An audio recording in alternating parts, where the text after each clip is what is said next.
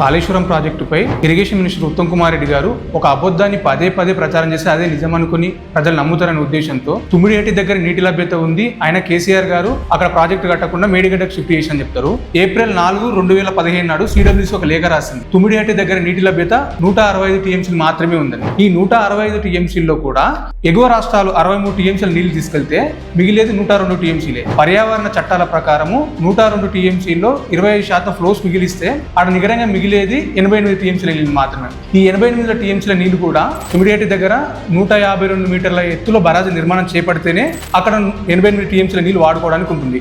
కానీ పృథ్వీరాజ్ చౌహాన్ గారు ఒక లేఖ రాసిండు కిరణ్ కుమార్ రెడ్డి గారికి, మీరు 152 మీటర్లలో ఎత్తులో బరాజు నిర్మాణం చేపట్టడానికి మీరు పనులు చేపడుతున్నారు, ఒకవేళ ఆ పనులు చేపడితే అవి అన్ఫ్రూట్ఫుల్ ఎక్స్పెండిచర్ అయిపోతుందని చెప్పేసి ఒక లేఖ రాశారు. ఈ లేఖ రాసిన తర్వాత కూడా కాంగ్రెస్ ప్రభుత్వము మొత్తం చేవెల దగ్గర, ఇలంపల్లి దగ్గర మొత్తం కాలువలు తీసి ఇప్పుడు ఆ కాలువలు ఎటు పనికి రాకుండా ఒక 10,000 కోట్లు నాశనం చెప్పిండ్రు. మళ్ళీ ఇక్కడ నీళ్లు ఉన్నాయి, కేసీఆర్ కట్టలేదని చెప్పిండ్రు. ఇవి సిడబ్ల్యూసీ రాసినటువంటి లేఖ. అక్కడ ఉన్నటువంటి లభ్యమైన నీళ్లు కేవలం 102 టీఎంసీలో 88 టీఎంసీలే ఎన్విరాన్మెంట్ ఫ్లోస్ పోగా మిగులుతాయి. 88 టీఎంసీలు కూడా 152. కానీ మనకు అంగీకారం ఒప్పందం జరిగింది 148 మీటర్లకు. 148 మీటర్లలో మనకు లభ్యమైన నీళ్లు 44 టీఎంసీలు. అంటే వీళ్ళు అంచనా చెప్పింది ఏంటి, 160 టీఎంసీలు ఎత్తిపోసుకుంటామని చెప్పిండు. తర్వాత రిజర్వాయర్స్ రిజర్వాయర్ కెపాసిటీ కూడా మీరు 160 టీఎంసీలకు 16 టీఎంసీల రిజర్వాయర్లు మాత్రమే పెట్టుకున్నారు, మళ్ళీ 160 టీఎంసీ 90 రోజులు ఎట్లా ఎత్తిపోసుకుంటారని చెప్పి సిడబ్ల్యూసీ ఒక లేఖ రాసింది. లేఖ రాసినప్పుడు ఏం చెప్పిండు, మేము కొత్త నిర్మాణాలు చేపడతామని చెప్పింది, కానీ ఎటువంటి నిర్మాణాలు చేపట్టలేదు. కేసీఆర్ గారు ఎందుకు మేడిగడ్డ దగ్గర బరాజ్ నిర్మాణం చేపట్టిందంటే అక్కడ 244 టీఎంసీల నీటి లభ్యత అని చెప్పేసి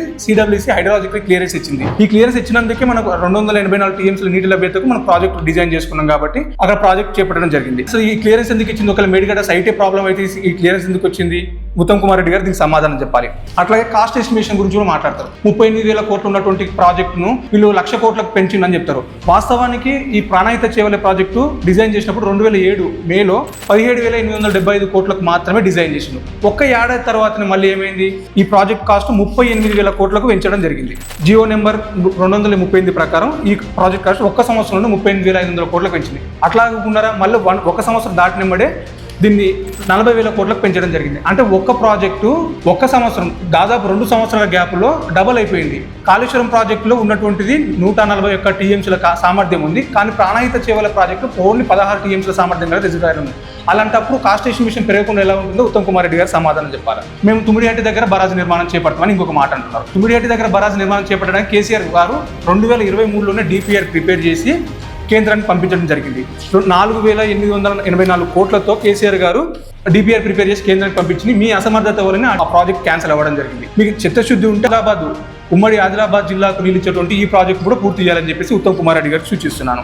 అలాగే ఎన్డీఎస్ఏ మొత్తం అన్ని పత్రికలు ఏం రాస్తున్నాయంటే మొత్తం ప్రాజెక్టు కాళేశ్వరం ప్రాజెక్ట్ కూలిపోయింది, ఇంకొక ఆస్థాన పత్రిక అయితే మొత్తం సముద్రంలో కొట్టుకుపోయిందనే విధంగా రాసింది. కానీ వాస్తవానికి ఎన్డీఎస్ఏ పేజీ నెంబర్ 22లో చెప్పింది ఆ ప్రాజెక్టులో ఉన్నటువంటి బ్లాక్ 7 పిల్లర్ నెంబర్ 19, 20, 21 రిపేర్ చేసుకుని వాడుకోవచ్చు అని చెప్పేసి ఎన్డీఎస్ఏ రిపోర్ట్లో వే ఫార్వర్డ్లో చెప్పింది. చిత్తశుద్ధి ఎవరికి ఉన్నట్టు, ఈ ప్రభుత్వం నిజంగా చిత్తశుద్ధి ఉంటే ప్రాజెక్ట్ కంప్లీట్ చేయాలా, నీళ్ళు ఇవ్వాలి. ఇంకోటి వాస్తవ కాళేశ్వరం ద్వారా నీళ్ళే రాలేదని చెప్తున్నారు వీళ్ళు. కానీ వాస్తవానికి కాళేశ్వరం నుండి 18 లక్షల ఎకరాలకు స్థిరీకరణ జరిగింది.